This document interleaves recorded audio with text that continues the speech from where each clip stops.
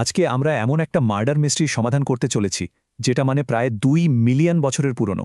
আর ভিকটিমকে জানেন? আমাদেরই এক প্রাচীন পূর্বপুরুষ। তো আসল প্রশ্নটা কি কি এমন ঘটেছিল আমাদের সেই প্রাচীনতম পূর্বপুরুষদের সাথে? কারা বা কি তাদের মেরে ফেলেছিল? চলুন এই রহস্যের গভীরে ঢোকা যাক। আচ্ছা, গল্পটা শুরু হচ্ছে ১৯৬০ সালে তানজানিয়ার ওল্ডুভাইকের যে।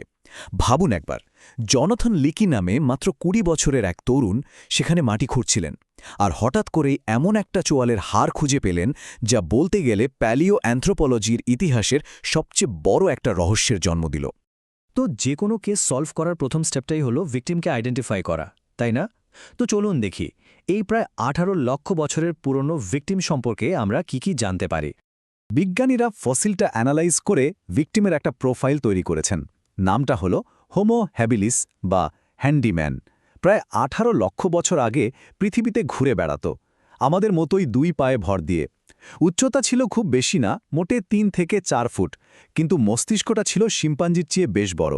আর সবচেয়ে ইন্টারেস্টিং ব্যাপার হলো সে কিন্তু সাধারণ যন্ত্রপাতিও বানাতে পারত। কিন্তু এখানেই একটা বড়সড় সমস্যা দেখা দিল। যে প্রথম ফসিলটা পাওয়া গেছিল সেটা ছিল মাত্র ১১-১২ বছরের এক কিশোরের। এরপর যতগুলো কঙ্কাল পাওয়া গেল দেখা গেল সবগুলোই অস্বাভাবিকভাবে কম বয়সী। ব্যাপারটা এমন যে কেউই যেন প্রাপ্তবয়স্ক হওয়ার সুযোগই পাচ্ছিল না। কিন্তু কেন কেন এমন হচ্ছিল? এই কঠিন রহস্যের উত্তরটা লুকিয়েছিল, শুনলে অবাক হবেন, তাদের দাঁতের মধ্যে। হ্যাঁ, ঠিকই শুনছেন, লরা মনিকা মার্টিন রামিয়েরেজের মতো বিজ্ঞানীরা, মানে এক কথায় ডেন্টাল ডিটেকটিভরা, এই দাঁতগুলো অ্যানালাইজ করেই সেই প্রাচীন গল্পটা পড়ার চেষ্টা শুরু করেন। আচ্ছা, নিশ্চয়ই ভাবছেন দাঁত থেকে আবার কিভাবে এত পুরনো গল্প পড়া সম্ভব? ওয়েল, ব্যাপারটা অনেকটা গাছের ভেতরের রিং দেখে বয়স বের করার মতো। বিজ্ঞানীরা প্রথমে দাঁতের এনামেল কতটা ক্ষয়ে গেছে সেটা পরীক্ষা করেন, তারপর মাইক্রোস্কোপে নিচে রেখে দাঁতের ওপর পড়া প্রত্যেকটা আঁচড়ের হিসাব করেন। কারণটা সিম্পল, জীবন যত লম্বা হবে দাঁতে আঁচড়ের সংখ্যাও তো তত বাড়বে। আর শেষে সব হিসেব ঠিক আছে কিনা তা নিশ্চিত করার জন্য ডেটাগুলো অন্য প্রাচীন মানব প্রজাতির রেকর্ডের সাথে ক্রস চেক করে দেখা হয়। আর এই নিখুঁত অ্যানালাইসিসের পর যে সত্যিটা বেরিয়ে এলো সেটা ছিল রীতিমতো শকিং। প্রায় ২০টা আলাদা কঙ্কালের গড় আয়ু ছিল মাত্র ১২.৮ বছর। ভাবতে পারছেন? মানে এই প্রজাতির বেশিরভাগই কৈশোরে পা রাখার আগেই মারা যাচ্ছিল। কিন্তু আসল সত্যিটা বোধহয় এর চেয়েও অনেক বেশি ভয়ঙ্কর, কারণ গবেষকরা একটা জিনিস খুব ভালো করে জানেন, একেবারে ছোট শিশুদের নরম হাড় লক্ষ লক্ষ বছর ধরে টিকে থাকে না। তার মানে এই যে ১২ বছরের ৮ বছরের হিসেবটা আমরা দেখছি, এর মধ্যে কেবল তারাই আছে যারা অন্তত কিছুটা বড় হতে পেরেছিল।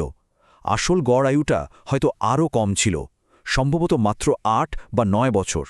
তাহলে প্রশ্ন হল, কে দায়ী এই অকাল মৃত্যুর জন্যে?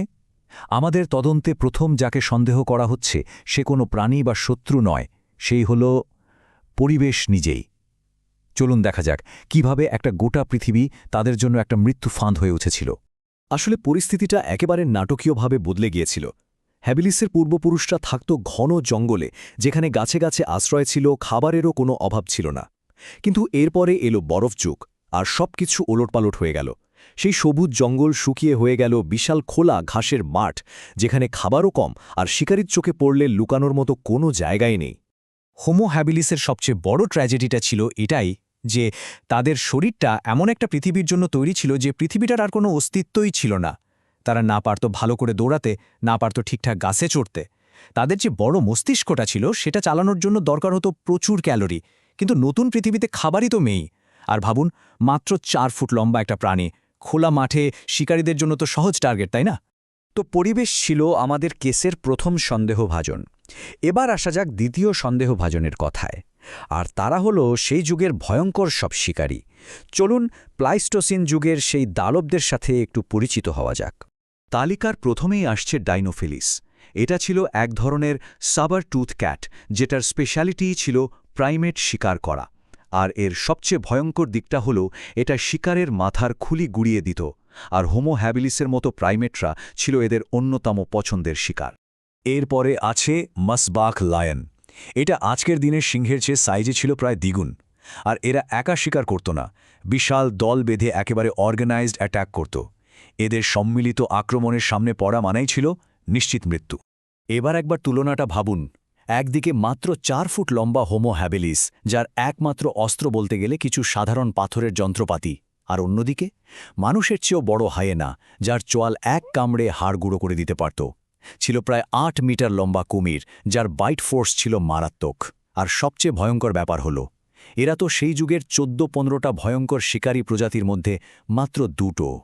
তাহলে স্বাভাবিকভাবেই প্রশ্ন আসে, এত ভয়ঙ্কর একটা পৃথিবীতে তারা আখের টিকল কিভাবে? এর উত্তরটা হলো, তাদের কাছে একটা গোপন অস্ত্র ছিল, এমন একটা অস্ত্র যেটা আকার বা শক্তি দিয়ে মাপা যায় না। আর সেই গোপন অস্ত্রটা ছিল কোঅপারেশন, মানে সহযোগিতা। একসাথে দল বেঁধে কাজ করার সেই অবিশ্বাস্য ক্ষমতা, যা প্রত্যেকটা তানিক দুর্বলতাকে একজোট করে একটা বিশাল শক্তিতে পরিণত করতে পারে। দল বেঁধে থাকায় তারা এমন অনেক কিছু করতে পারত যা একা করাটা ছিল একেবারে অসম্ভব। যেমন তারা একসাথে মিলে অন্য শিকারীদের ফেলে যাওয়া খাবার জোগাড় করতে পারত। একসাথে অনেকগুলো চোখ থাকার কারণে দূর থেকেই বিপদ দেখতে পাওয়া যেত। এমনকি অনেক সময় বড় দল দেখে হিংস্র প্রাণীরাও কাছে ঘেঁষত না। আর জানেন, এই একসাথে কাজ করার দরকার থেকেই কিন্তু জন্ম নেয় প্রথম ইশারা, প্রথম প্রিমিটিভ ল্যাঙ্গুয়েজ। এভাবেই এক প্রজন্ম থেকে আরেক প্রজন্মে জ্ঞান আর কৌশল পৌঁছে দেওয়ার রাস্তাটা তৈরি হয়ে যায়। ওদের এই যে টিকে থাকার লড়াইটা, এটা কিন্তু শুধু ওদের জীবন বাঁচায়নি, এটা আসলে পুরো মানব জাতির ভবিষ্যৎটাই গড়ে দিয়েছিল। চলুন দেখি কিভাবে সেই ছোট্ট একটা স্ফুলিঙ্গ পরে এক বিশাল আগুনে পরিণত হল। হোমো হ্যাবিলিস ছিল আমাদের মানব বিবর্তনের প্রথম স্ফুলিঙ্গ, আ ফার্স্ট স্পার্ক।